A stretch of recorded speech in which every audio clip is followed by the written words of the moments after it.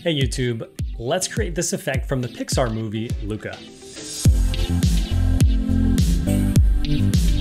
So I posted this on Instagram a little while ago and it got a good response and people wanted to see a tutorial. So I want to take this tutorial to kind of go through step by step what I did. I did a little work on the front end, so I'll walk through what I've already done and then we'll go through the meat of the project. Essentially, it's going to be a poor man's version of this transformation. It's not going to be obviously as good as they did in the movie, but I saw the movie, loved it, and wondered, I think I could do that effect kind of to maybe 60% and 70%. I don't know. You be the judge of that. And basically get the idea blocked in. If I had to do previs, this is probably what I would do. I've only done it that one time that I showed on Instagram and I haven't redone it. So excuse me for stumbling through this if I stumble through it a little bit. I just didn't want to put this off. It's been 2 weeks, I think, since I posted on Instagram, and let's get going. So essentially I pulled reference just to kind of see what the goal was, or, the high bar mark. And, I don't have the video, but essentially what happened was it would kind of like rotate in and then they would blend into a skin. You can see, there's obvious separation here, but in shots like this, it looks like he just has green arms.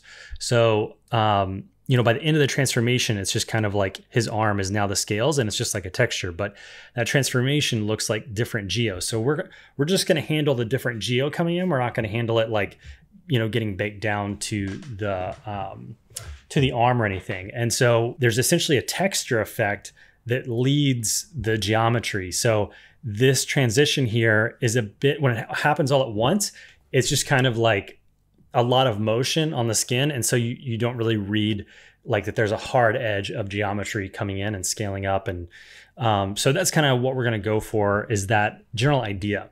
All right, so let's get started. What I've already set up is a basic arm. This is actually just the normal arm you get out of Maya's kind of content browser. And I extended it out and added more geometry because what matters for this is, because we're going to use the faces, that we need kind of even distribution of faces here, because that's where the scales are going to know where to be. The other thing I did was make sure the UVs were kind of lined up correctly. So they're kind of pointing in the same direction was important because we're going to use the UVs. I have a sky dome in here for now. And then I also did the modeling of the scale. So I'll just unhide all of that. So essentially what I did was take a cylinder, you can kind of see the evolution of this model. Took a cylinder, smashed it down, deleted half of it, extended those edges out. Then I took a bend deformer, bent that to kind of get a nice rounded shape to it. And then I did a squash deformer, I think, or a flare deformer, because I wanted to flare one edge smaller than the front edge, should be thicker. And then I put it in this orientation because that will kind of matter how it's positioned for MASH to pick it up. It will matter how it's oriented. I can show you that in a second. So I also did a little bit of animation this time around instead of just having be a static arm. And when I play back, you'll also see the shader. So I'll run through the shader real quick.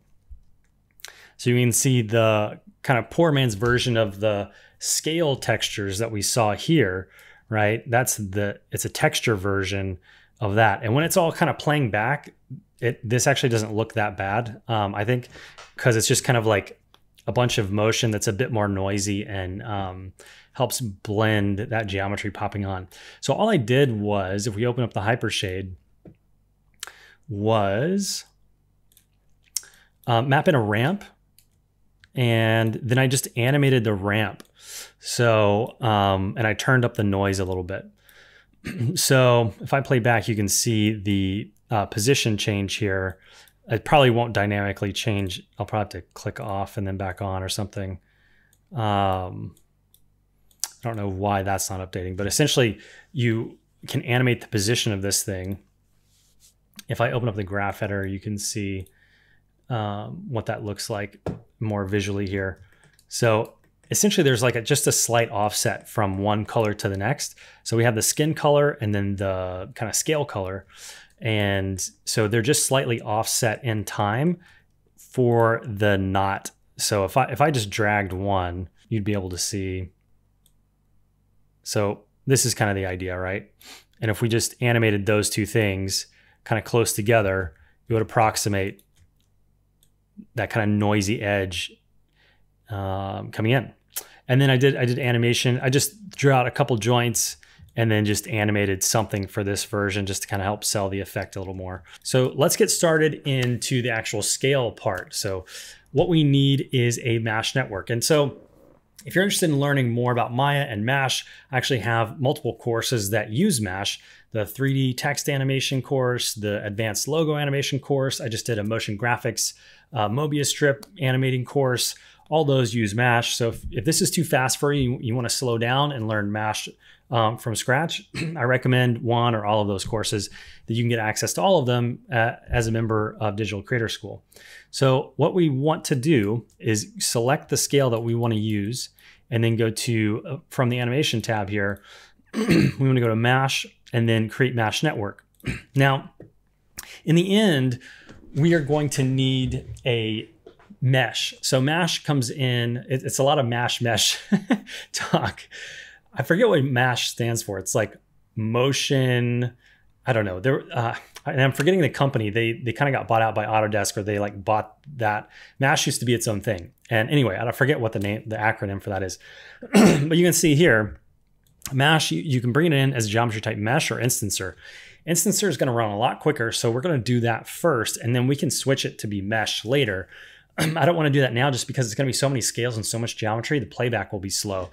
But we need it to be mesh later because of how color per vertex is used. All right. So I'm going to use instancer, hit apply. And then we have basically just a linear distribution as kind of the default. But what I want is a mesh distribution, and I want the arm to be the mesh. So I'm going to go to distribution type, choose mesh, and then I'm going to middle mouse drag the hand base mesh in here. And also, if you're a member of Digital Creator School, you can download all these project files from the resource library. All right, you can get 2 from your student dashboard. Okay, so now we have the method needs to be the face center. And then you can see it kind of starts at one end. What we can do is actually just say flood mesh with that little checkbox, and it will fill the entire thing. So we're already kind of, making some progress. And then what we want to do is start to enable some of the the power of Mesh by opening up the Mesh editor. That will help us kind of visualize. It's kind of like a second outliner over here. If we go back to the Mesh Waiter tab, which is this tab here, we kind of get a menu of all the different things. And what we want is essentially, we want an offset. And what we want to do is we want the transformation space to be local because we want it to scale from the, let me unhide this. By default, it kind of hides this. So the reason I put it here is because Mesh depends upon the pivot point or relative to the world. So that's why this is here, because I knew I wanted this to rotate from here and scale from there. So that's why that's placed that way. So that if we were to do an offset, so if I click this offset here, hello offset.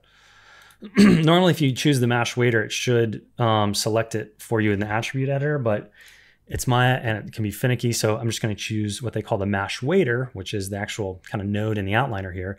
And then I get the tabs up here. So then I can get access to that. So what I was saying was if I use rotation, what I'm doing is just control middle mouse dragging on this value. So I don't have to enter in a value, and I can just kind of play with it and see what it does. I can start to affect this. So you can kind of see where this is going. We're essentially going to create the effect from a static point and then just kind of have like a fall off come in. And I got to take some water. Okay, water break done. And then bring a fall off in and kind of just like kill that effect. So you want it to kind of, all these offsets, and what we're going to do is be like, this is the starting point, and then get rid of that over time with the fall off. All right.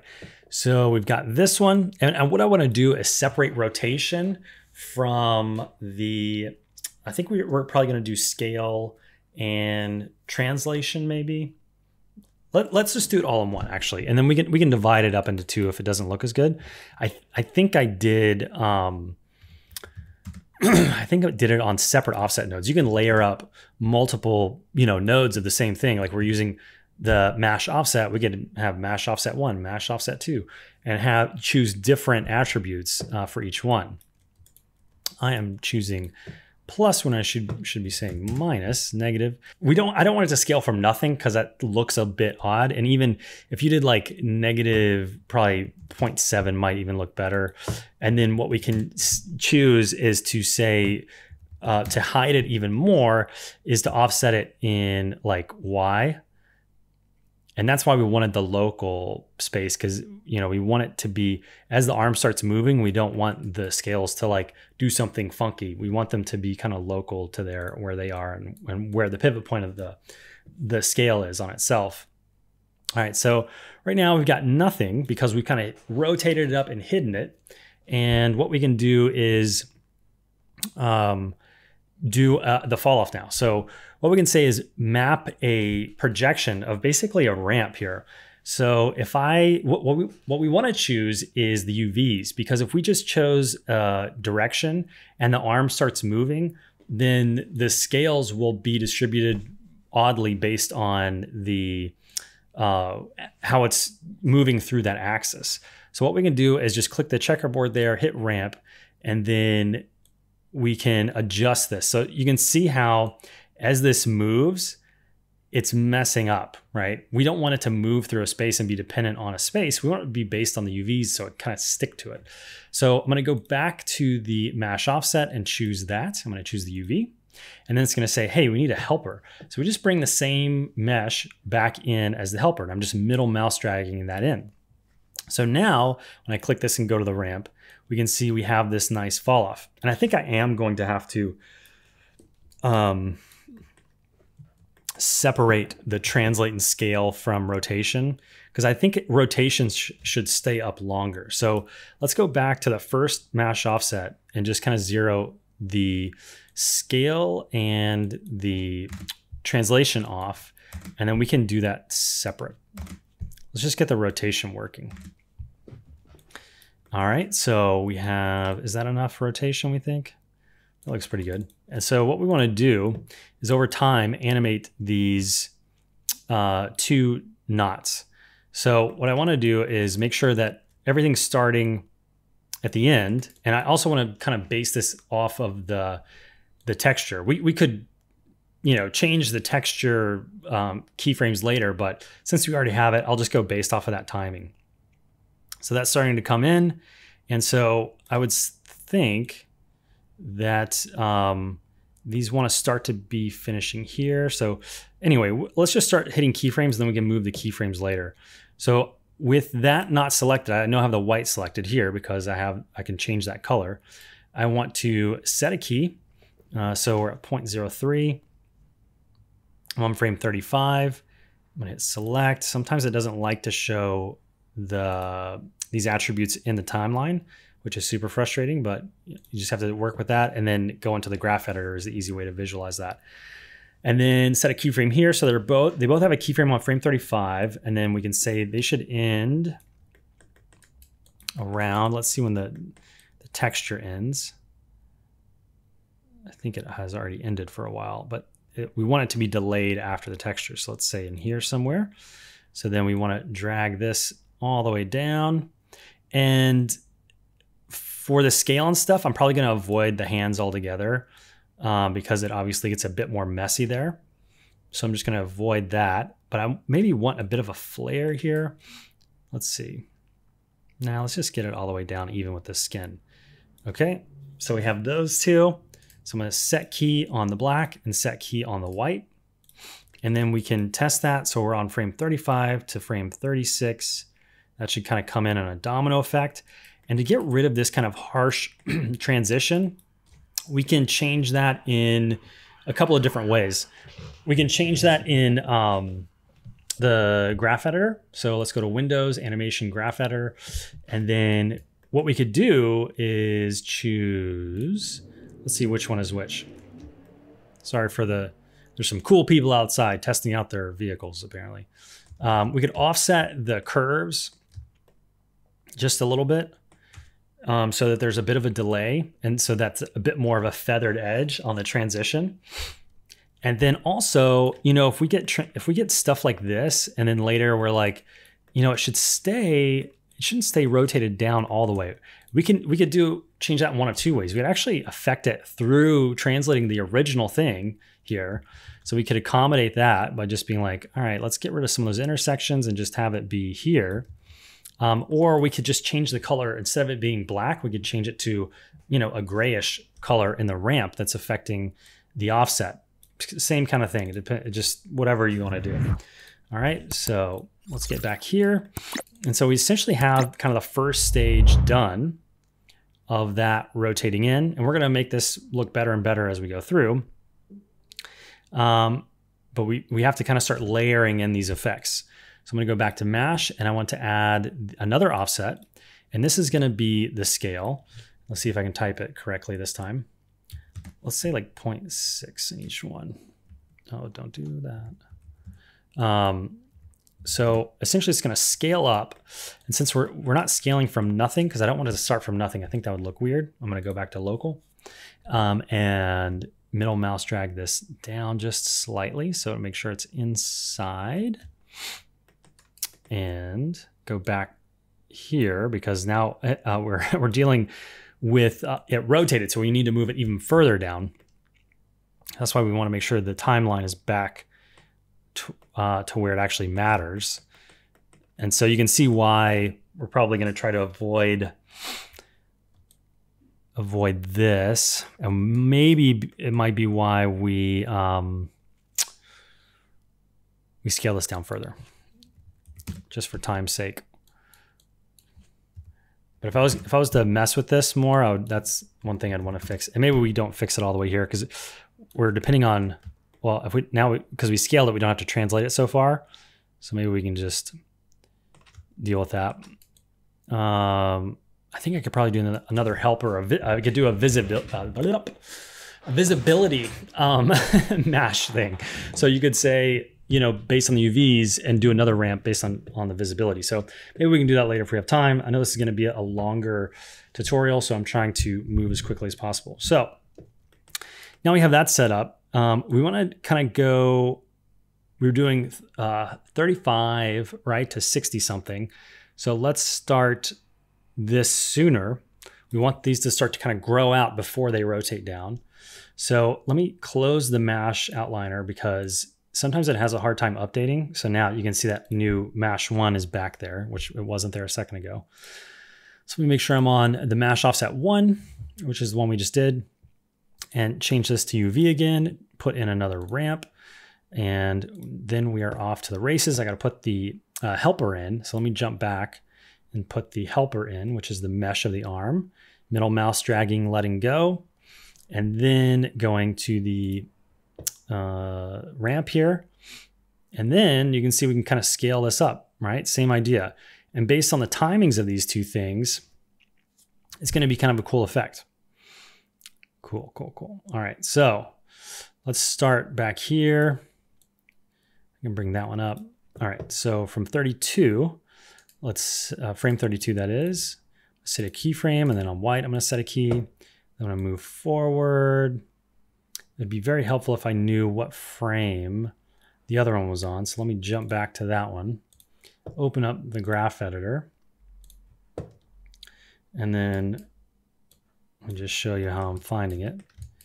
It is frame 68. Okay, so this should finish sooner. So let's do like frame 63 on mesh offset 1. Right, so now it's going to come in, and I don't want it to go past the hand. So let's find what that nice edge is somewhere in here.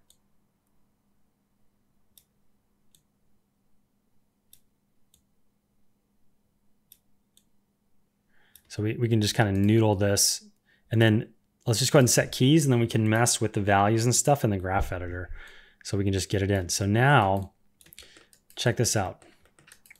We have this kind of like wave effect where it's coming out at this angle and then it's folding down. So just by using 2 offsets, we are getting that effect.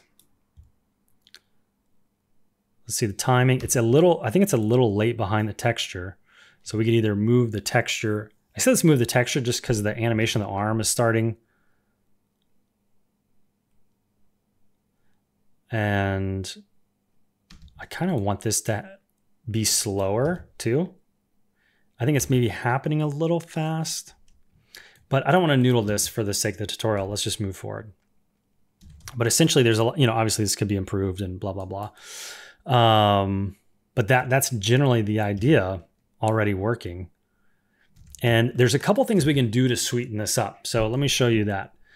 So let's jump back into the mesh wader and so there's a couple things we could do. We need to add a random node because everything's kind of too perfectly lined up.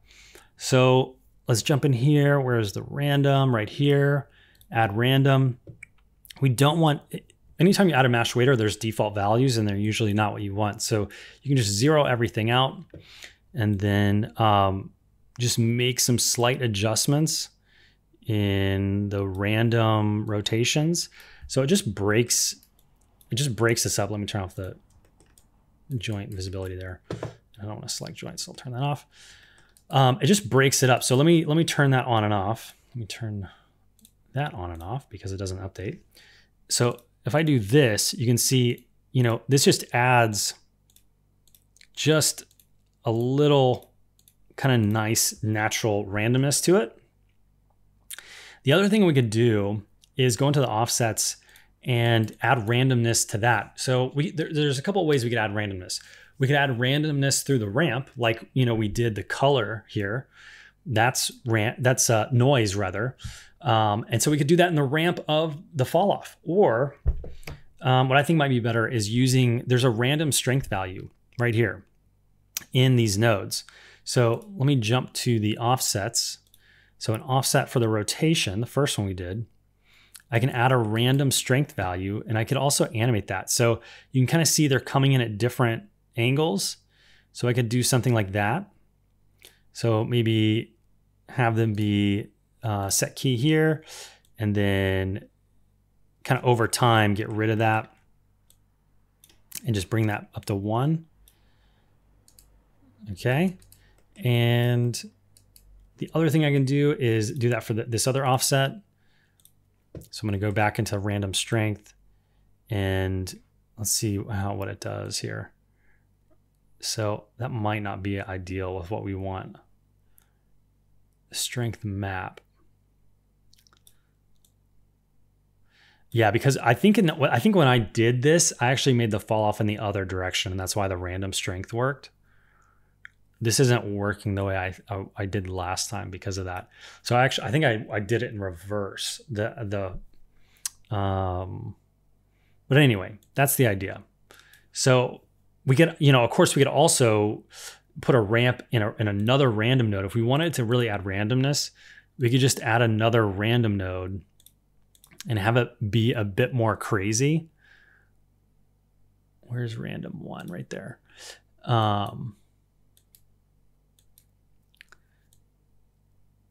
We don't want it really random in that way. Maybe in this way.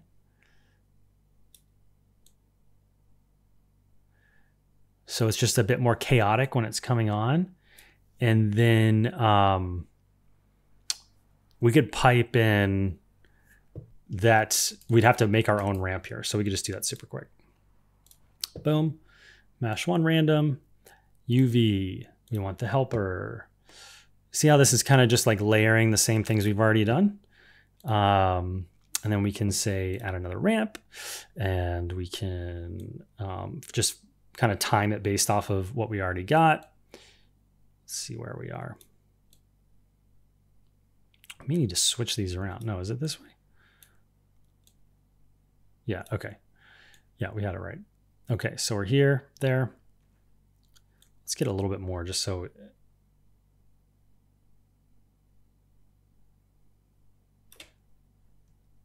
Set key. Of course, we can change this in the graph editor later. Then And we can just pull all this over as these scales kind of settle in.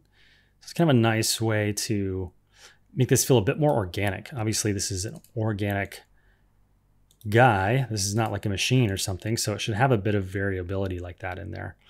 All right, so yeah, it's a bit more chaotic, right? Which it might be too much. And so the beauty of Mesh is it's a procedural thing, right? So all we have to do is just dial back values if we're like, it's too strong, or we have this global thing where we just dial back the strength totally. So we could like crank these up to be something crazy and then just use this one value to dial it all, all down based on whatever we want. I think rotate X I didn't want for sure. So anyway, you get the idea. So we are adding some nice kind of polish to this, making it feel a bit more organic. And I think the only thing we need to figure out now is, I think the timing between the rotation and the scale up is too far. See this big gap from, is my head covering anything? No. From here to here, like that transition is too broad to me. So what we can do is go back to the ramp of the rotation, which is going to be the first offset we did. So you can see how it might be beneficial to start naming these things if you got super crazy with it, but because, it's a quick project and I'm not handing it off to anybody, I'm not doing those types of things and naming it. So I'm going to select that node and then go to Windows, Animation Graph Editor. And then all I have to do, I don't want random strength. Where is my, that's so weird. It doesn't, why would it do that? All right, doesn't matter. Sometimes it's like I could waste time trying to figure out why it's doing this or just keep going. So we want to time this a little bit better. And then we could also make that blend like a little softer as well by just moving one of the keyframes so that that ramp is, so that ramp, man, that looks a little chaotic. I need to go back to that random one. The chaotic random one. And that's probably another graph editor issue, actually. That's probably not timed correctly. So we could open that back up and go to the random one, select that. Oh, it's just trying to keep those curves around, I think. Interesting. Let's make sure we got the right. That's the one we were just messing with, ramp 4. Yeah, we want ramp 5. At least the numbers kind of give me a clue if Maya in the graph editor is trying to screw me up. Okay, that's not even the right one.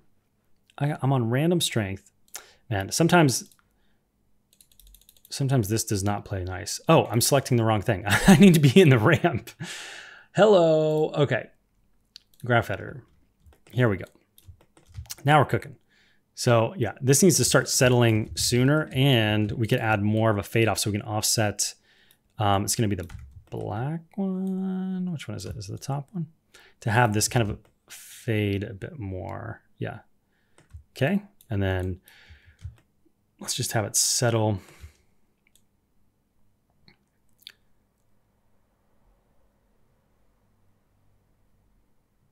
I think that's all right, right?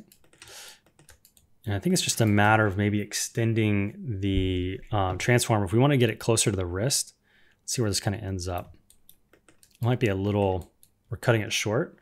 So back to the second offset, which is that one. Go to the ramp of that, hit select. And then all we have to do is just kind of drag these out, or sorry, drag these up. Rather, we want to change the values. And there we go. And this is happening down the thumb because of the UVs. So if I went into the UVs, I could actually affect this. So let me try to get this so you can see both. Watch what happens right here when I grab the mesh, because the ramp is going up and this is kind of on a diagonal.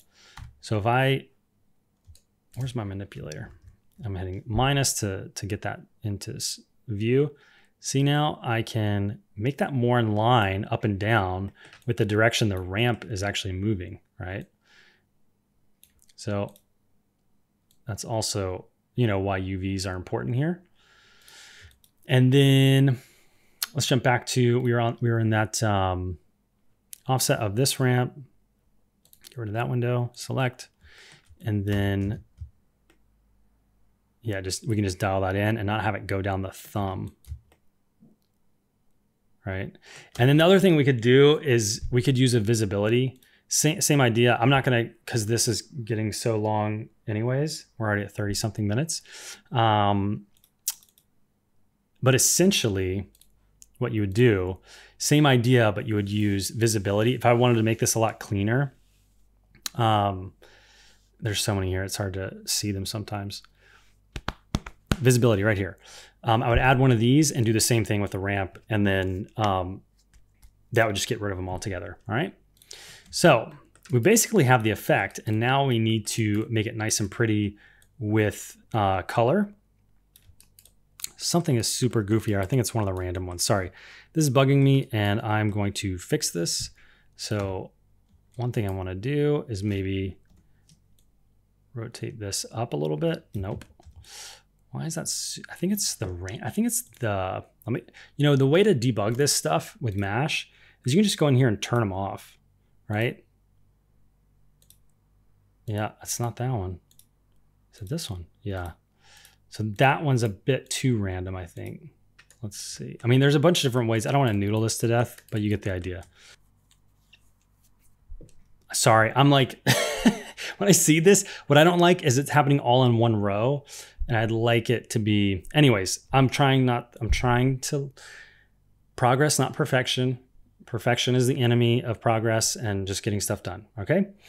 So I have to remind myself of that. Otherwise I'd be here all night.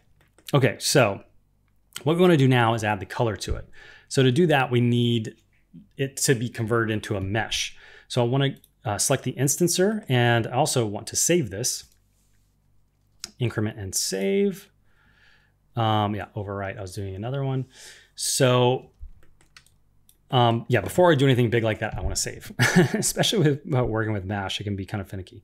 So I'm going to choose the Mesh instancer, go to the Mesh menu, utilities, and then switch Mesh geometry type. Sorry, I need to choose the Mesh waiter, that is, and then switch Mesh geometry type. And now we have instances. Sorry, now we have geometry. It's kind of freaking out because it's a lot of geometry we just brought in. So, and that's why I saved before I did this, because this maybe could crash. I don't know. But the reason why we did this is because the color node in Mesh only works with a mesh. You could see earlier in that menu, it was actually grayed out. So I'm going to pause this video and see what is going on here, why this is freezing.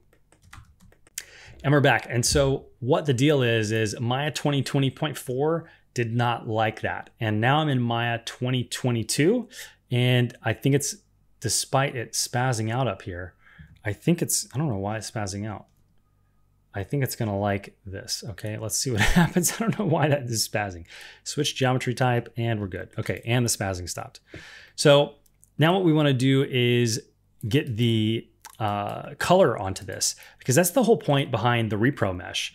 And so to do that, we need to go back into the mesh, and now we have access to color. Earlier, this was grayed out. We didn't have access to this because we were in, see, it says it right here. Meshes, blah, blah, blah, type is set to mesh. So that's why we have this access to this now. Add color node. And so now we can choose the color. So all we have to do is jump in here. I'm going to pick one I've already got. And so remember this, it says color set. We're going to need to know that later. And then the cool thing with this is if we look at the reference, you know, we have different kind of colors here. It kind of is blue, green. And what we can do is just actually increase the random hue. And we can kind of get some variability in here, which is pretty cool with just a slight adjustment here. We can also change the saturation randomness and also the value randomness. So it can really get kind of crazy.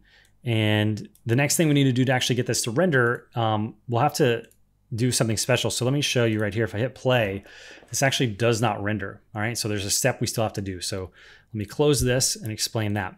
We need to select the repro mesh. And then under the Arnold tab here, we need to go down to export vertex colors. All right, so we export vertex colors, and then we need to assign a new shader. So we need to right click on this, not over the joints or the mesh, and say assign new material. We need to use a new shader. If I'm going too fast, go to Digital Creator School, become a member, take the basic courses. I go much slower. I'm assuming you've taken some of my classes before. That's why I'm moving at this speed. So I'm mapping to that material that we just applied. And we need something called AI user data color. And this is how we can pass the vertex colors, which is what MASH uses, into the Arnold node. So I'm going to just click and drag that into the base color, make sure my head is not blocking that. So that is the connection there. And now when we go to the Arnold tab, even though now this is gray in the viewport, when we go to Arnold and hit play, it's still gray because we didn't do one last thing. Let me undo. We had the AI user data color here. What we need to do is actually tell it that color set. Remember when I said, remember color set like 2 seconds ago? We need to type in color set here, all right, and hit enter. Now it will know what color set to go grab. So that should work. So I'm gonna go, and if you couldn't get color set, it's just associated with that shader now. So if I just select this, it's the same thing, right? It's there and it's there, okay? So then if I go to Arnold, open Arnold render view, hit play, now we will get it, okay? So that is the gist, and now you can render it with Arnold. So I just have a sky dome light in here right now, and I can just hide the original model so we don't have that little thumbnail look and scale back there. And that's generally the poor man's version of this thing. Now, if I took this further, what I would do is try to figure out how to bake those textures down to the geometry, which I think is possible with transfer maps. I don't have time to mess with it. I got a lot of stuff going on, which leads me to say, if you've made it this far in the tutorial, I have this kind of secret announcement I'm not putting in the description. I'm not really talking publicly about it yet, but I'm creating something called Animator's Journey. Pretty sure that's going to be the name. If you've been on Instagram and my stories, you know I've been thinking about this. But it's essentially, let me just say that. I'll put that out there. Check out digitalcreatorschool.com/animators-journey. And I have a 5-minute video kind of explaining it. You can opt into an email list if you want to get updates about that. It's kind of a secret level right now. I haven't kind of publicly talked about it. That URL isn't anywhere. And it's just kind of, anyway, for people interested in that to get on board with maybe when that comes out in a few months. So thanks for watching up to this point. Check out digitalcreatorschool.com, become a member. It's right now, I think it's about $20 a month is where I'm at with it. And if you do the annual, you get a little discount. I may do away with the monthly and only have the annual. So grab it while you can. I'm not really sure how I'm going to deal with that because the new thing I'm making is kind of be much different than that. So yeah, lots going on. Stay tuned for all the animation secrets. They come up every week. Comment in the comment down below if you want me to do more stuff like that. If you have ideas for this, I just saw the movie and was just like, I think I could do that like in an hour. And so it's fun to just, you know, when you know Maya well enough, you can kind of toy with this and kind of connect the dots yourself. So that's fun. And if you take the Maya for Beginners course, you can kind of be at this level to kind of feel comfortable and confident using Maya. So that's why I like to encourage people to take that course. I actually had a college professor steal that course and then teach it to his students who were paying $14,000 a term. And that guy got fired. But that just goes to show you the quality of education that my courses give is that a college professor would go steal it and risk losing his job, which he did. And so anyway, that's a story for another time. I guess not. I told the whole story. That's it. There's nothing more to it. It's getting a little late here, so I'm getting a little delirious. So anyway, like, comment, subscribe, let me know what you think, and I will see you next time on the YouTube channel, maybe join the Facebook group. I just started a Facebook group. There's not a ton of people in there yet, and I'm doing reviews. People are sharing work. It's cool. It's Digital Creator School. It's groups. You'll find it. It's on Facebook. All right. See you later. Bye.